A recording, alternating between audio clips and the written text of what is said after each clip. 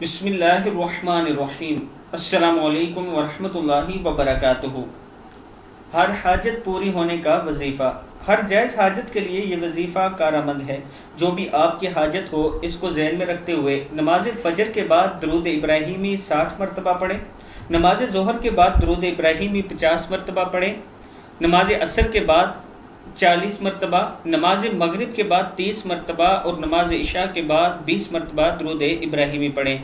41 दिन तक ये वजीफ़ा करें बिला नागा। अगर कोई खातून ये वजीफ़ा कर रही है तो मखसूस अय्याम में ये वजीफ़ा न करे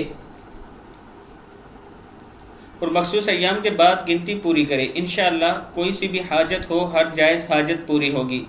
यानी उनके ख़ास दिनों में औरतें ये ना पढ़ें, लेकिन अगर आपके 10 दिन हो चुके हैं पढ़ते हुए तो उससे आगे 11वां दिन आपका शुरू हो जाएगा आपके ख़ास दिनों के बाद, मखसूस अय्याम के बाद।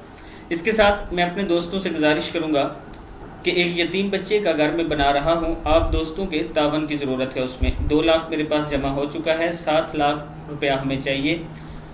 इंशाअल्लाह आपकी दी हुई रकम मेरे पास अमानत है और ठीक उसी जगह इस्तेमाल होगी जिस काम के लिए आप देते हैं। मैं बहुत सी मसाजिद भी बना रहा हूँ, 2-3 घर कंप्लीट होने वाले हैं अल्हम्दुलिल्लाह। आपके तक थोड़े दिनों में वीडियो भी पहुँच जाएगी।